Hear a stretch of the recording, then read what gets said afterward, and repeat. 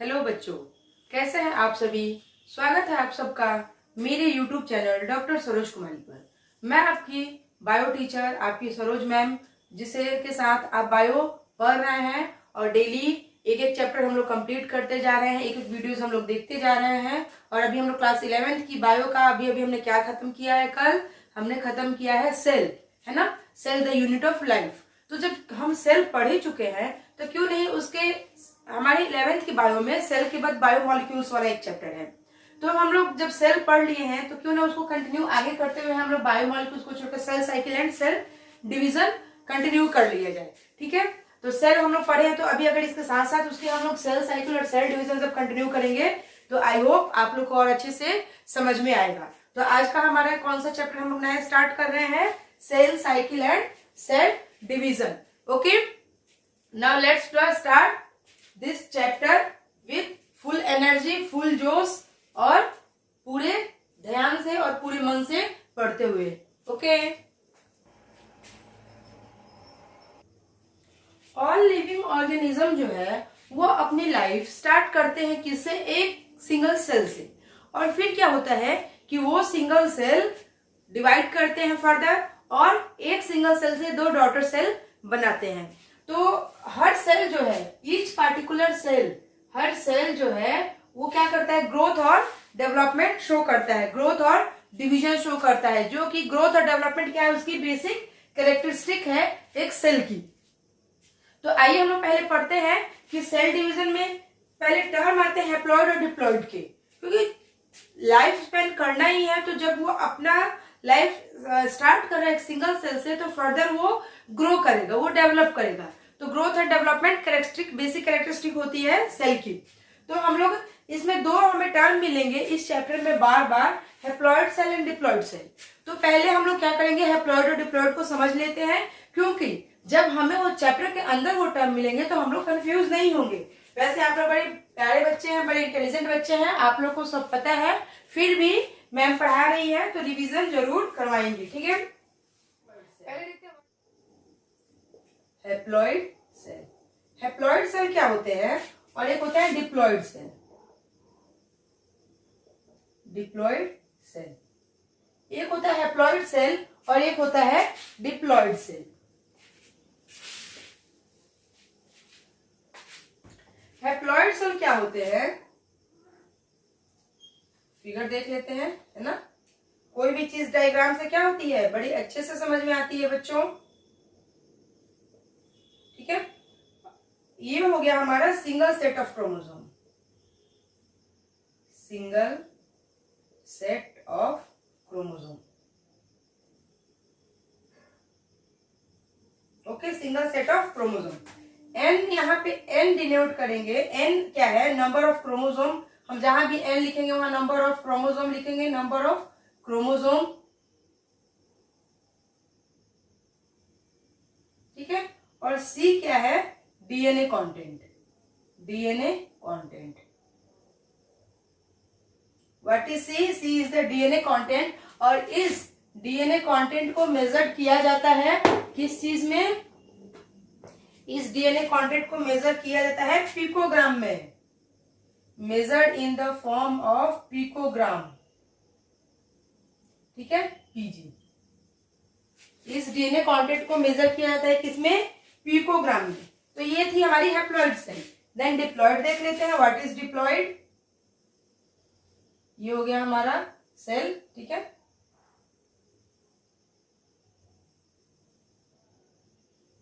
देखिए ये एक क्रोमोसोम, ये एक क्रोमोसोम। कितने क्रोमोसोम हुए, दो क्रोमोसोम हुए। तो यहाँ क्या हो गया, पेयर ऑफ क्रोमोसोम। दो को मिला के एक पेयर कहा जाता है ना, तो ये हो गया पेयर ऑफ क्रोमोसोम, क्रोमोसोम। ठीक है, ये हो गया पेयर ऑफ क्रोमोसोम। तो यहाँ पे कितने एन है, नंबर ऑफ क्रोमोसोम कितने हैं, 2n। ठीक है, और नंबर ऑफ डीएनए कंटेंट भी कितनी है, 2c। ठीक है, तो यहाँ हम लोग को हैप्लॉइड और डिप्लॉइड में आप लोग को अंतर समझ में आया। हैप्लॉइड में क्या होंगे, सिंगल सेट होगा क्रोमोसोम का, डिप्लॉइड में क्या होंगे, दो हो जाएंगे, यानी कि एक पेयर हो जाएगा। आगे बढ़ते हैं,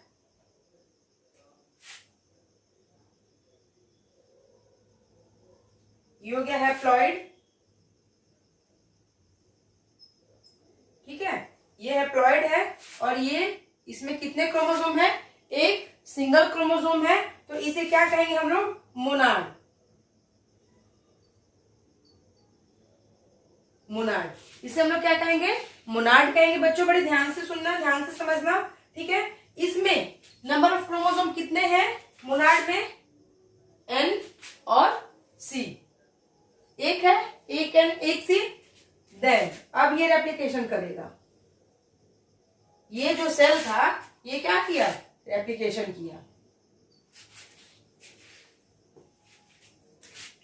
रेप्लिकेशन किया, रेप्लिकेशन। देन इसने रेप्लिकेशन करके क्या बनाया? दो सेट ऑफ क्रोमोसोम बनाए,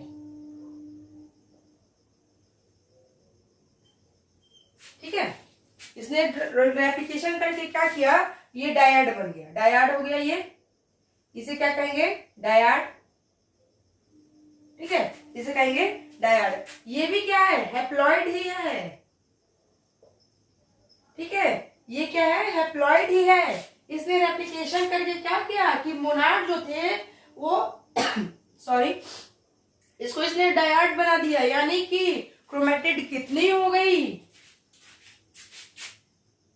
ये देखिए, एक ये, एक ये। लेकिन क्रोमोसोम तो एक ही ना है बच्चों, क्रोमोसोम क्या है? एक सिंगल क्रोमोसोम ही है। वही सिंगल क्रोमोसोम रेप्लिकेशन करके क्या बन गया? डायड बन गया। तो ये भी हैप्लॉइड ही है। अब यहाँ पे देखिए नंबर ऑफ क्रोमोसोम कितना है, आप लोग बताएंगे नंबर ऑफ क्रोमोसोम कितना है? एन, एक है।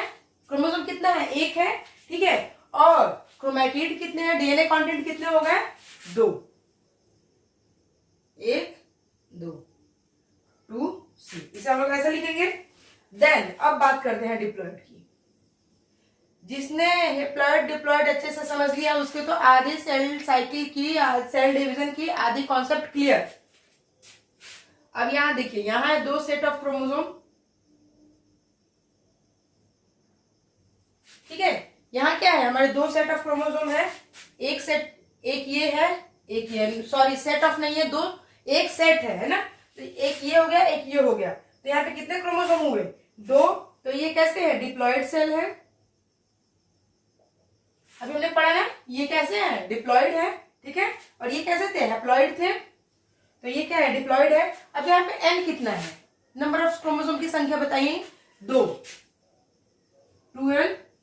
डीएनए कंटेंट कितने हैं? जब क्रोमोसोम दो है तो डीएनए कंटेंट में क्या होंगे? दो होंगे, 2c, ठीक है। आई बात समझ में? देन ये भी रेप्लिकेशन करेगा,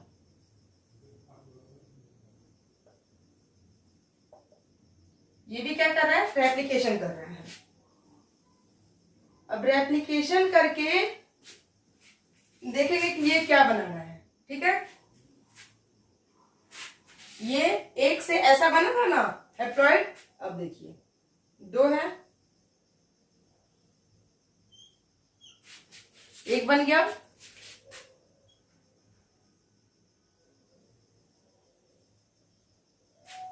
दो बन गए, दो क्रोमोसोम, एक क्रोमोसोम ये हो गया डायड के फॉर्म में, एक क्रोमोसोम ये हो गया डायड के फॉर्म में, ठीक है। क्रोमेटिड कितनी हुई? एक ये, एक ये। यहाँ पे क्या हुई थी? डीएनए कंटेंट हमने बताया था ना यहाँ पे दो। तो अभी आप लोग इसमें समझिए, ये कैसा सेल है? डिप्लॉइड। डिप्लॉइड का हम लोगों ने क्या कराया? रेप्लिकेशन कराया। तो ये भी कैसे सेल हुए? डिप्लॉइड ही हुए, ठीक है। यहाँ पे नंबर ऑफ क्रोमोसोम बताइए, 2n। Any confusion? Number of chromosome कितने हुए? दो हुए। यहाँ दो थे ना, तो ये भी क्या हुए? दो हुए। अब यहाँ पे क्रोमेटिड की संख्या बताइए, डीएनए कंटेंट, ठीक है। यहाँ पे क्रोमेटिड की संख्या बताइए कितनी होगी? क्रोमेटिड कितने हो जाएंगे? 1 2 3 4, है ना, 4c। यहाँ पे क्रोमेटिड कितनी हुई थी? 2c। यहाँ पे क्या थी? c, एक सिंगल था, यहाँ पे दो हो गया था, डायड क्रोमोसोम हुआ। और ये जब डिप्लॉइड ने रेप्लिकेशन किया तो ये भी क्या हुए? ये डिप्लॉइड सेल भी क्या हुए? इनके क्रोमेटिड कितनी हो गई? 4, ठीक है। तो 2 और 4 में कंफ्यूज नहीं होंगे। तो ये थी हमारी हैप्लॉइड क्रोमोसोम और डिप्लॉइड क्रोमोसोम। किसी को कोई कंफ्यूजन कहीं भी, जिसे भी अगर इसमें कहीं कोई कंफ्यूजन हो वो कमेंट सेक्शन में कमेंट जरूर करेंगे। ठीक है, आगे बढ़ते हैं। सेल की बेसिक 3 फंक्शन होते हैं। सेल हैज, अब सेल में एंट्री लेते हैं, haploid diploid concept clear, cell में एंट्री लेते हैं। Cell has 3 functions. सेल की कितनी फंक्शंस हैं? 3। और वो 3 फंक्शन वो क्या क्या करता है? पहला तो वो सेल की ग्रोथ करेगा, cell growth, then B is cell divide करेगा, ठीक है। Second one is cell divide करता है, और थर्ड वन इज डीएनए का रेप्लिकेशन करता है।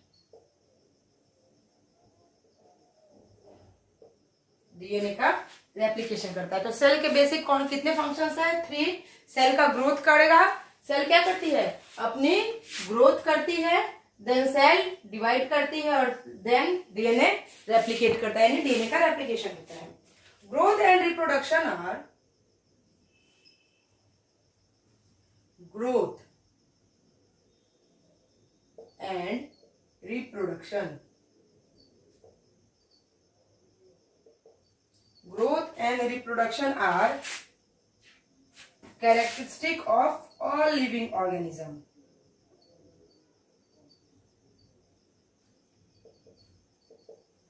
Characteristics of सेल की कहिए या लिविंग ऑर्गेनिज्म की कहिए।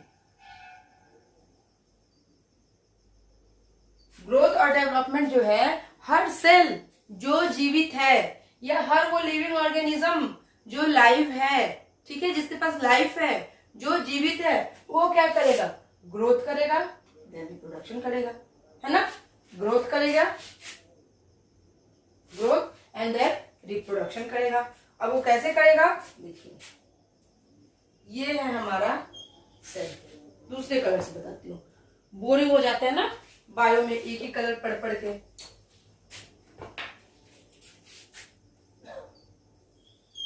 ये हो गई हमारी सेल, ठीक है। दिस इज सेल मेम्ब्रेन, ठीक है। ये हो गई हमारी न्यूक्लियस। सेल के अंदर क्या हो गई? न्यूक्लियस। तो ये हमारा क्या हो गया? न्यूक्लियर मेम्ब्रेन, न्यूक्लियर मेम्ब्रेन, ठीक है।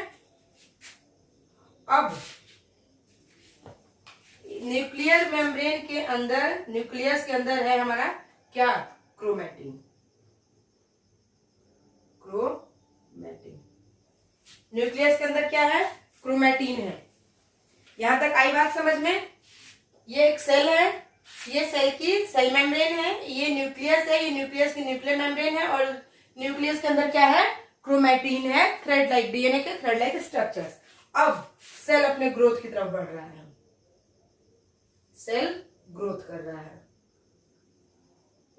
ग्रोथ करेगा तो क्या करेगा?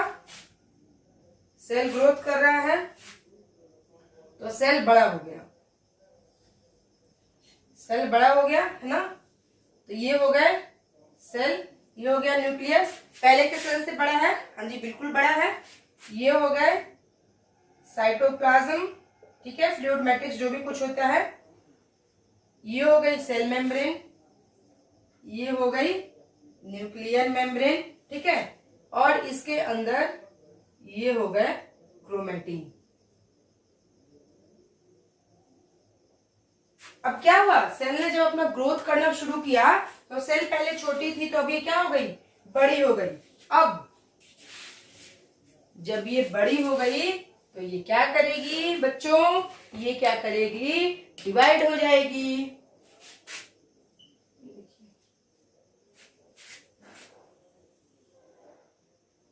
Cell membrane, nuclear membrane, chromatid, ठीक है, cell membrane, nucleus, nuclear membrane, chromatid, ठीक है। सेल क्या किया? डिवाइड कर दिया, सेल डिवीजन हो गई, सेल डिवीजन हो गई। इतू सा तो प्रोसेस है, इतू सा नहीं है, बहुत बड़ा है। ये तो मैं सिर्फ आप लोग को समझा रही हूँ। ये हम लोग क्या कर रहे हैं? सेल डिवीजन पढ़ने के लिए ये ओवरव्यू तैयार कर रहे हैं, बेस तैयार कर रहे हैं, ताकि हमें सेल डिवीजन अच्छे से समझ में आए। अब क्या हुआ कि सेल डिवाइड हो गई, और डिवाइड होने से क्या हो गए, 2 daughter cells, 2 daughter cells, 2 daughter cell बन गए। आई कहानी समझ में? यहां तक आया सबको समझ में?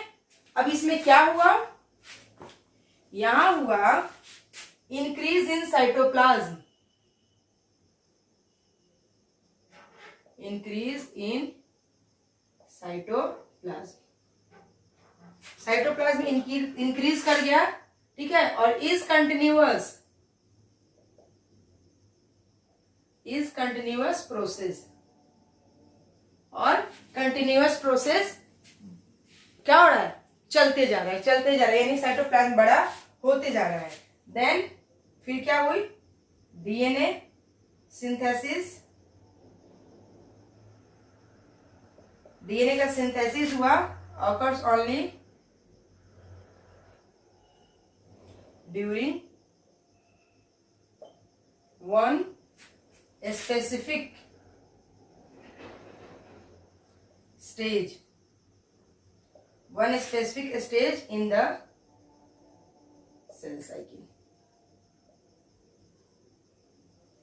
यहाँ क्या हुआ कि डीएनए की सिंथेसिस हो गई, साइटोप्लाज्म यहाँ क्या था, देखिए यहाँ पे ये भी क्या थे, साइटोप्लाज्म थे।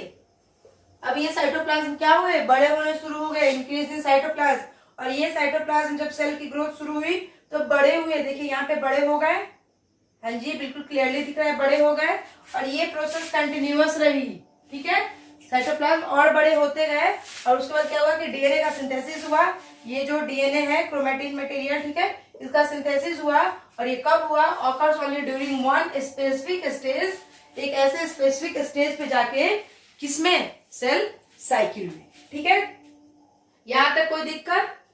आगे बढ़ते हैं, आगे बढ़ते हैं और देखते हैं सेल साइकिल। सेल साइकिल क्या है, सेल साइकिल, सेल साइकिल क्या है, सेल साइकिल एक सीक्वेंशियल इवेंट है, जिसमें क्या क्या होता है, cell cycle is a sequential event, sequential event in which,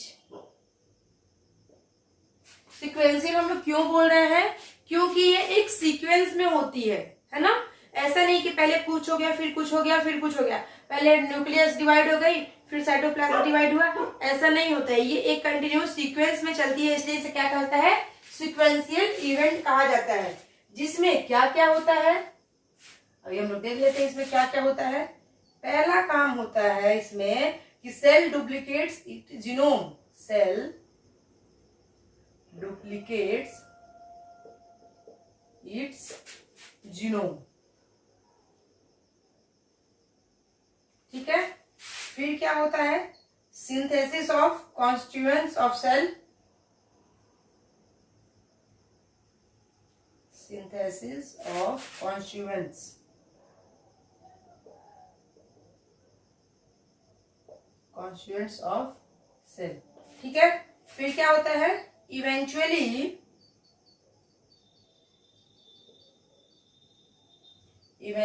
get divided into 2 daughter cell, into 2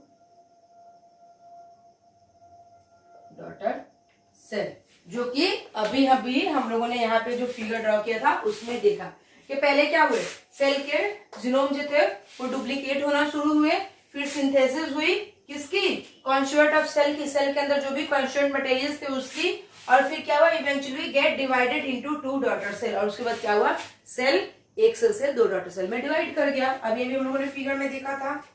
duration of cell cycle मैं लिखते हुए समझाने के साथ साथ बोर्ड पे लिखते हुए इसलिए चलती हूँ कि आप लोग के एक प्रॉपर वे में नोट्स प्रिपेयर होते जाएं, वरना मैं तो सिर्फ समझा के भी पूरे चैप्टर को कंप्लीट कर सकती हूँ बिना बोर्ड पे लिखे हुए, लेकिन उससे क्या होगा कि आप लोग फिर जब पढ़ने बैठिएगा, बुक खोलिएगा, तो उसमें आप कुछ कॉन्सेप्ट भूल जाइएगा, कुछ याद रहेंगे, इसलिए मैं बोर्ड पे साथ साथ इसलिए लिखते हुए चलती हूँ कि आप लोग क्या करें, अपने नोट्स प्रिपेयर करते चले और नोट्स प्रिपेयर करने में आप लोग को हेल्पफुल हो, ठीक है। Duration of cell cycle is very organism to organism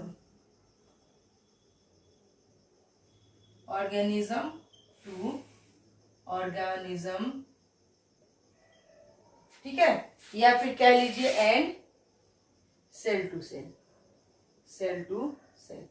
किस ऑर्गेनिज्म का सेल कैसा है और कौन सा ऑर्गेनिज्म में कैसे सेल है, इसके हिसाब से क्या होती है, सेल साइकिल वेरी करती है। अगर ह्यूमन सेल की बात की जाए तो ये 24 घंटे में डिवाइड करता है, 24 आवर्स, ठीक है। ह्यूमन सेल की बात की जाए तो कितने घंटे में डिवीजन होता है सेल का, 24 घंटे में।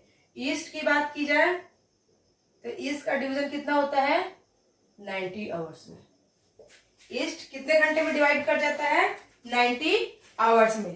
तो ये तो थी हो गई हमारी सेल साइकिल। अब फेजेस देख लेते हैं सेल साइकिल के। Phases of cell cycle, phases of cell cycle. Cell cycle की क्या क्या फेजेस होती हैं? सेल साइकिल की बेसिकली 2 फेज होती हैं, ठीक है। सेल साइकिल की 2 फेजेस होती हैं, 2 फेजेस लिख दे रही हूं, ठीक है। बेसिक कितने होते हैं, cell cycle divides into basically 2 phases. पहला होता है हमारा इंटरफेज,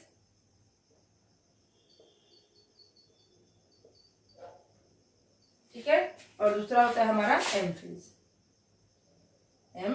फेज, ठीक है। इंटरफेज जो होता है हमारा, इसे हम लोग रेस्टिंग फेज भी कहते हैं। इंटरफेज को क्या कहते हैं, called resting phase.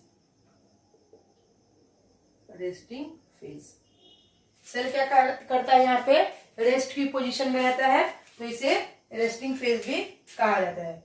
Also known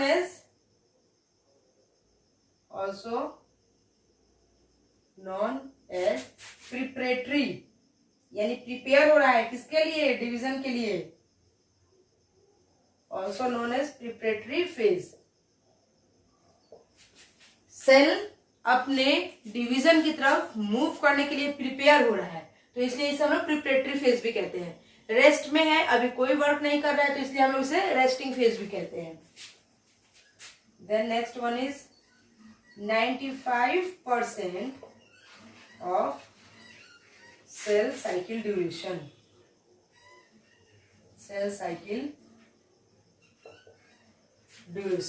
यानी कि ये सेल साइकिल की ड्यूरेशन कितनी होती है इंटरफेज की, 95% होती है। यानी कि अगर ह्यूमन सेल, हम लोगों ने क्या कहा कि 24 घंटे में कंप्लीटली डिवाइड होता है, 24 आवर्स में, तो यानी कि 24 आवर्स में, यानी कि ये 23 घंटे में क्या कर रहा है, 23 घंटा कौन सा चल रहा है, इंटरफेज चल रहा है।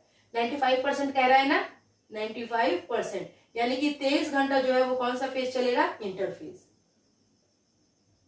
और बाकी एम फेज जो होती है वो क्या होगी, 1 ही घंटे की होगी, क्योंकि 95% तो किसने कवर कर लिया, इंटरफेज ने। और हम लोग बात किसकी कर रहे हैं हम लोग बात कर रहे हैं हम लोग इंटरफेज की, ह्यूमन के सेल डिवीजन की बात कर रहे हैं। तो 24 आवर में 23 आवर, 23 आवर इंटरफेज ने ले लिए, बचे कितने, 1 आवर, जो कि होता है हमारा M phase. Next one is, इस प्रिपरेटरी फेज हम लोग क्यों कहते हैं, क्योंकि सेल प्रिपेयर हो रहा है डिवीजन के लिए। ये क्या है, it is the largest and very active phase. Largest है ना, लार्जेस्ट है, largest, sorry not largest, longest, बड़ी स्पेल मिस्टेक होती है बच्चों। Longest, it is the longest, है ना, लॉन्गेस्ट फेज है, एंड वेरी एक्टिव फेज। ये क्या है, लॉन्गेस्ट फेज है, यानी कि जब 95% यही कवर कर ले रही है इंटरफेस, तो ऑब्वियसली लॉन्गेस्ट है और एक्टिव भी है। देन ह्यूमन सेल, देखिए बात की ना, ह्यूमन सेल की अगर बात करें तो 23 घंटे क्या होता है, 23 आवर्स जो होता है वो इंटरफेस में कंप्लीट हो जाता है। और अगर ईस्ट की बात करें, ईस्ट सेल की, तो 90 मिनट में डिवाइड करता है ना ईस्ट सेल, है ना, तो 85 मिनट क्या होंगे, इंटरफेज होंगे, है ना, 85 और क्या होंगे, इंटरफेज होंगे। तो ये हमारा हो गया कौन सा, इंटरफेज। आगे मूव करते हैं, एम फेज में देख ले। एम फेज में क्या होता है, डिवीजन फेज। इसे डिवीजन फेज कहा जाता है, क्यों, क्योंकि इसमें डिवीजन हो रही होती है। Division phase, division phase, division हो रही है। ह्यूमन सेल, ह्यूमन सेल कितना टाइम लेता है, 1 hours. Then yeast cell, yeast cell कितना टाइम लेता है आपका, 5 मिनट।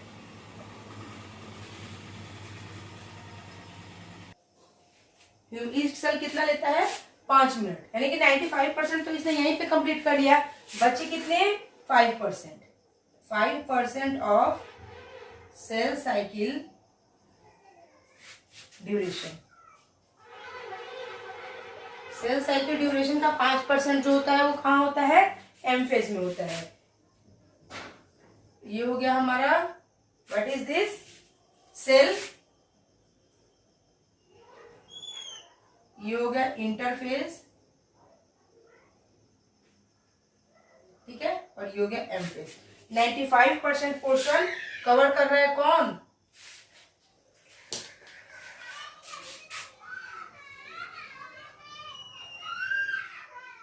ये कवर कर रहा है 95%। देन यहां से ये कवर कर रहा है 5%। आई बात समझ में, ये क्या है, एम फेज जो है, M phase is most dramatic phase. अब ड्रामेटिक फेज क्यों है, जब पढ़ेंगे तो पता चलेगा। ड्रामेटिक फेज, क्वेश्चन पूछता है कि which phase is known as dramatic phase, तो आंसर क्या होगा, M phase. M phase is most dramatic phase, क्यों है, अभी पढ़ेंगे हम लोग आगे। देन ये जो हमारा इंटरफेज होता है, ये फर्दर डिवाइडेड होता है 3 और फेज में। वो 3 फेज कौन कौन सी होती हैं, देख लेते हैं। इंटरफेज डिवाइडेड इनटू 3 फेज, यहां देखते हैं। पहली फेज होती है G1, G1 फेज, ठीक है। Now second one is S phase, S phase, और now third one is G2 phase, G2 phase, ठीक है। ये क्या होता है, 3 फेज में डिवाइड हो गया, कौन, interphase, G1 phase, S phase और G2 फेज। M फेज जो होता है ये डिवाइड होता है 2 फेज में। M फेज जो होता है वो डिवाइडेड होता है 2 फेज में। वो 2 फेज कौन से होते हैं, karyokinesis, karyokinesis, and now second one is cytokinesis, cytokinesis, karyokinesis और साइटोकाइनेसिस। कैरियोकाइनेसिस में क्या होता है बच्चों, न्यूक्लियस का डिवीजन होता है। यहाँ पे क्या होता है, न्यूक्लियस,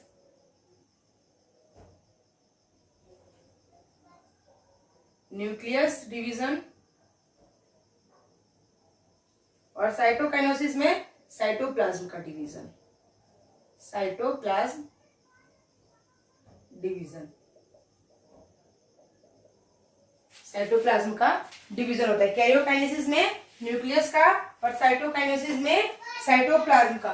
फिर फर्दर हमारी जो कैरियोकाइनेसिस होती है ये डिवाइड होती है 4 पार्ट्स में, ठीक है। ये जो हमारी कैरियोकाइनेसिस है ये डिविजिबल है 4 पार्ट में। पहला प्रोफेज,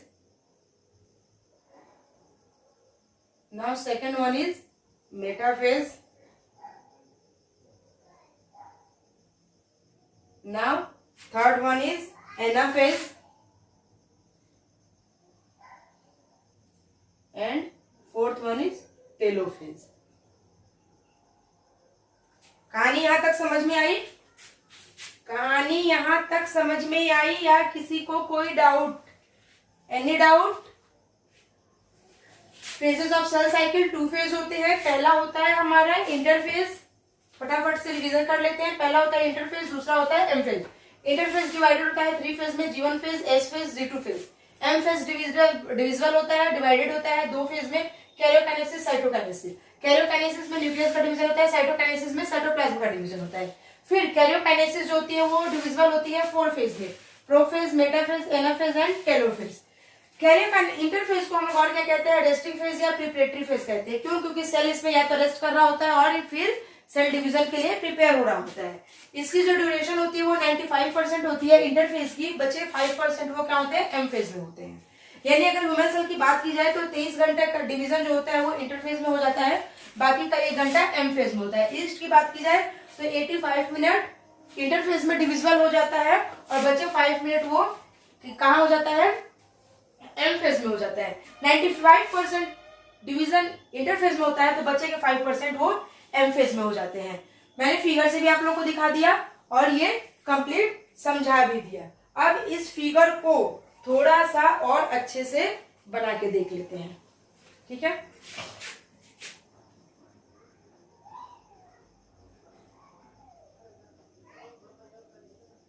मैं फिर से ही बना देती हूँ.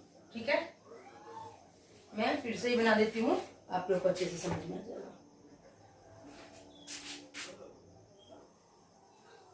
ये हो गई हमारी सेल, हो गई. ठीक है, अब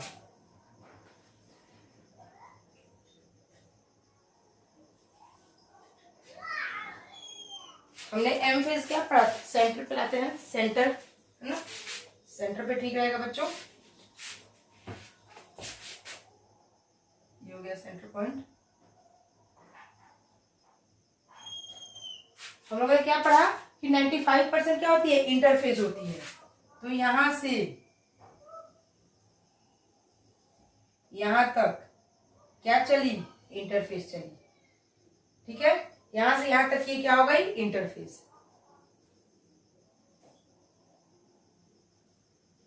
यहां से यहां तक क्या हो गई? इंटरफेज हो गई. अब ये इंटरफेज होती है फर्दर डिवाइडेड होती है 3 फेज में. कौन कौन सी? G1, S, G2.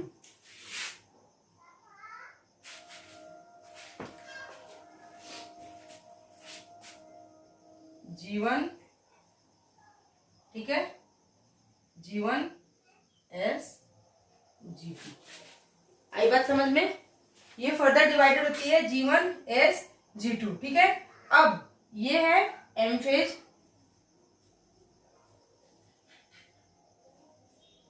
ये क्या हो गया? M phase. ग्राफिकल देख लेते हैं. एम फेज, एम फेज क्या होता है? फर्दर डिवाइडेड होता है किसमें? इसमें क्या होता है? साइटोकाइनेसिस और कैरियोकाइनेसिस. 2 भाग होते हैं, साइटोकाइनेसिस और कैरियोकाइनेसिस. कैरियोकाइनेसिस जो होती है फर्दर डिवाइड होती है 4 भाग में. बना लेते हैं 1, 2, 3, 4, है ना. तो ये हो गई हमारी, अलग कलर से लिखने दो आप लोग को दिखे और समझ में आए.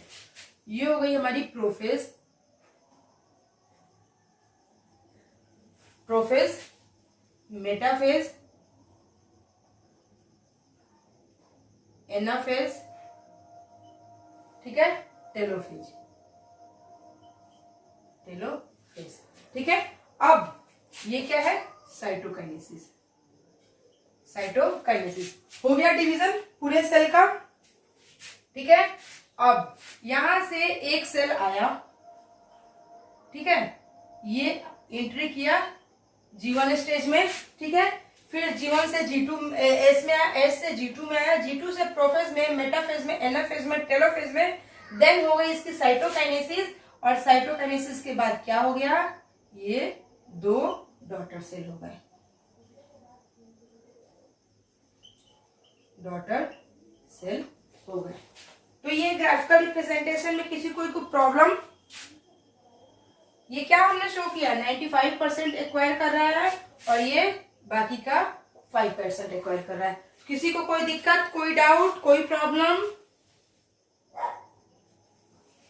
स्टार्ट करते हैं। पहला इंटरफेस का G1 फेज, ठीक है, या इसे गैप 1 भी कहते हैं, गैप 1। और क्या कहते हैं, ग्रोथ फेज भी कहते हैं। देखिए इसके कितने नाम है, और ये सारे नाम हमारी एनसीईआरटी में गिवन नहीं है। G0 स्टेज भी कहते हैं, और इसे क्या कहते हैं, क्वेसेंट स्टेज।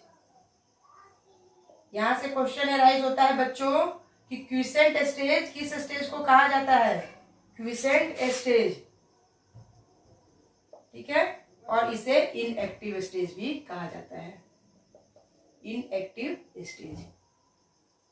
इसे और क्या कहा जाता है, इनएक्टिव स्टेज। देखा कितने सारे नाम है हमारे एक G1 फेज के।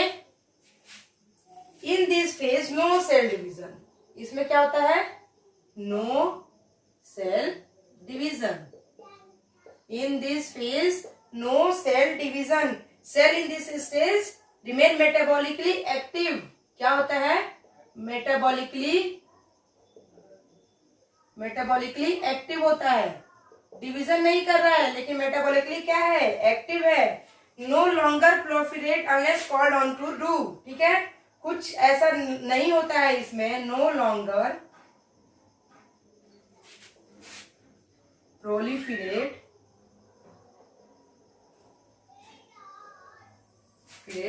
unless called to do, ठीक है।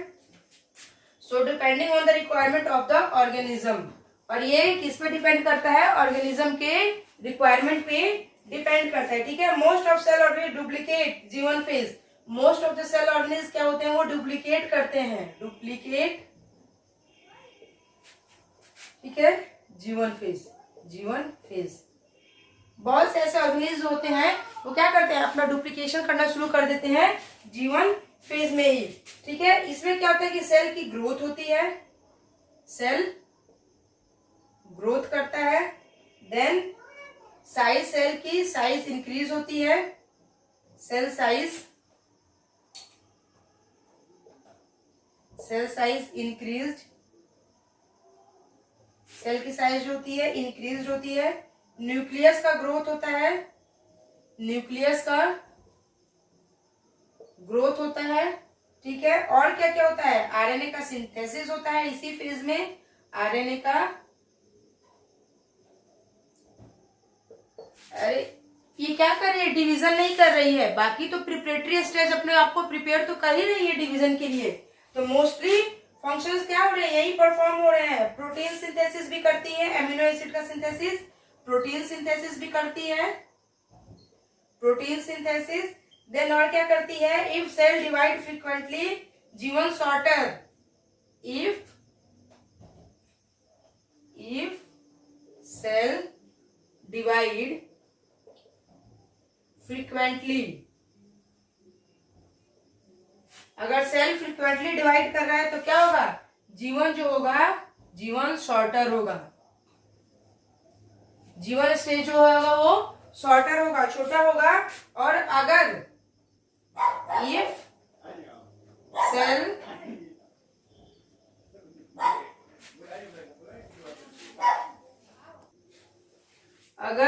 सेल फ्रीक्वेंटली डिवाइड कर रहा है तो G1 स्टेज जो होगा वो शॉर्टर होगा, और सेल अगर फ्रीक्वेंटली डिवाइड नहीं कर रहा है तो G1 स्टेज जो होगा वो क्या होगा, लॉन्गर होगा। और क्या होता है इसमें, G1 इज, यहीं पे पढ़ लेते हैं, G1 is most variable phase.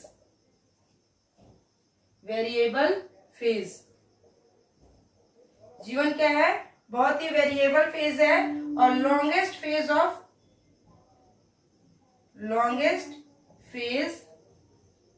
Of interphase. ये क्या है, लॉन्गेस्ट फेज है। इंटरफेज का सबसे लंबा फेज कौन सा है, G1 है, ठीक है। तो ये था हमारा G1 फेज। आगे बढ़ते हैं हम लोग G2 phase. G2 phase, sorry G1 के बाद हम लोग कौन सा फेज था? S phase, not G2 phase. G2 phase last phase है, S फेज दूसरा क्या था? S phase. ठीक है, इसे हम लोग क्या कहते हैं? सिंथेसिस भी कहते हैं, सिंथेसिस फेज भी कहते हैं और इनविजिबल भी कहते हैं, इनविजिबल फेज। इसे इनविजिबल फेज भी कहते हैं। यहाँ पे क्या होता है एस फेज में बच्चों? डीएनए की सबसे पहले तो सिंथेसिस हो रही होती है। डीएनए क्या करता है? सिंथेसाइज करता है। Number of chromosome remain same, number of chromosome remain same, remain same. Number of chromosome same होते हैं किसके बाद? After replication, after replication. ठीक है,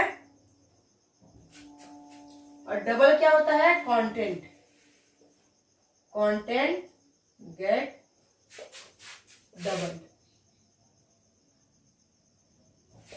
डीएनए का क्रोमोसोम जो होता है, सॉरी क्रोमोसोम का जो डीएनए होता है, नंबर ऑफ क्रोमोसोम क्या होते हैं? सेम रह जाते हैं आफ्टर रेप्लिकेशन के बाद, बट कंटेंट जो होता है क्या होता है? वो डबल हो जाता है।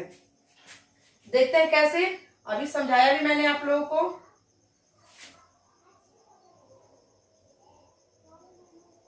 देखिए ये एक क्रोमोसोम, ये एक क्रोमोसोम। यहाँ पे क्या है? नंबर ऑफ क्रोमोसोम कितने हैं? 2n। नंबर ऑफ क्रोमेटिड कितनी है? 2c। ये अभी मैंने बताया भी था पिछले बोर्ड पे। आई बात समझ में? इसने क्या किया? सिंथेसिस किया। ठीक है, सिंथेसिस हुई उसकी। अब सिंथेसिस के बाद क्या कर रहा है? फिर से देखते हैं।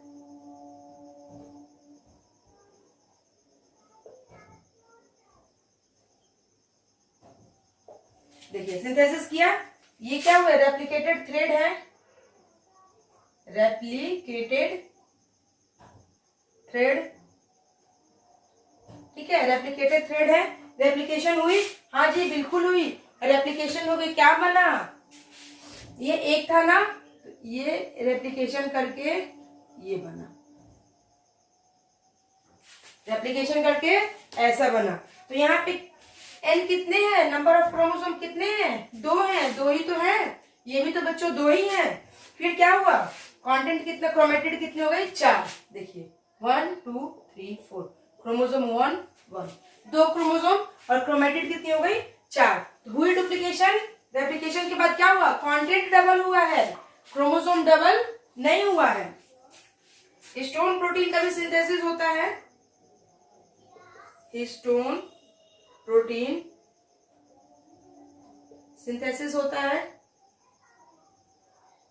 हिस्टोन प्रोटीन का भी सिंथेसिस होता है। और centriole duplicate in cytoplasm. Centriole जो होते हैं, centriole duplicate in cytoplasm. Centriole जो होते हैं क्या होते हैं? साइटोप्लाज्म में डुप्लीकेट हो जाते हैं। तो ये तो थी हमारी एस फेज। थोड़ा सा कौन सा फेज हमारा? G2 phase. Third one is G2 phase. G2 phase में क्या होता है? इसे गैप 2 फेज भी कहते हैं। पहले नाम देख लेते हैं, इसे क्या कहते हैं? Gap 2 phase. ठीक है, या ग्रोथ फेज 2, ग्रोथ फेज 2। और क्या कहते हैं इसे? Pre mitotic gap, pre mitotic gap. देखिए अब सेल क्या कर रहा है कि माइटोसिस में एंट्री करने के लिए फिर से क्या आ गया? G2 फेज में आ गया। तो ये इसे गैप, एक गैप मिल गया, तो इसे गैप फेज कहते हैं। ग्रोथ फेज 2 भी कहते हैं इसे। और प्री माइटोटिक गैप क्यों कहते हैं? क्योंकि ये माइटोसिस में एंट्री करने के पहले का स्टेज है, तो इसे प्री माइटोटिक स्टेज भी कहते हैं और पोस्ट सिंथेसिस स्टेज भी कहते हैं। Post synthesis synthetic stage. देख लीजिए, इतने सारे नाम है बट सारे नाम एनसीईआरटी में गिवन नहीं है। आप लोग याद रखेंगे, यहाँ से भी क्वेश्चन बन जाता है। यहाँ पे क्या होता है कि डीएनए का रेप्लिकेशन स्टॉप हो जाता है, डीएनए रेप्लिकेशन स्टॉप्स, डीएनए का रेप्लिकेशन रुक जाता है, आरएनए एंड प्रोटीन,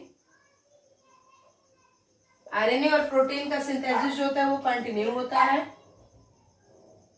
आरएनए और प्रोटीन का सिंथेसिस कंटिन्यू होता है, ठीक है। आरएनए और प्रोटीन का सिंथेसिस कंटिन्यू होता है और ये कहाँ होता है, mitochondria, mitochondria, chloroplast, chloroplast and Golgi. ये ऑर्गेनिज जो होते हैं क्या होते हैं, ये सेल ऑर्गेनिज डुप्लीकेट हो जाते हैं, ये सेल ऑर्गेनिज डुप्लीकेट होते हैं। G2 स्टेज में क्या होता है, माइटोकॉन्ड्रिया, क्लोरोप्लास्ट और गोल्गी ये डुप्लीकेट हो जाते हैं और यहाँ पे क्या होता है, ट्यूबुलिन प्रोटीन का सिंथेसिस होता है, tubulin protein synthesis, tubulin protein का सिंथेसिस हो रहा है। कहाँ पे हो रहा है, हमारे G2 फेज में। तो इसकी प्रोसेस कैसे चल रही है, प्रोसेस इसकी चल रही है, सबसे बड़ा कौन सा है, G1 फेज है ना, फिर उससे छोटा S फेज और देन उससे छोटा G2 फेज।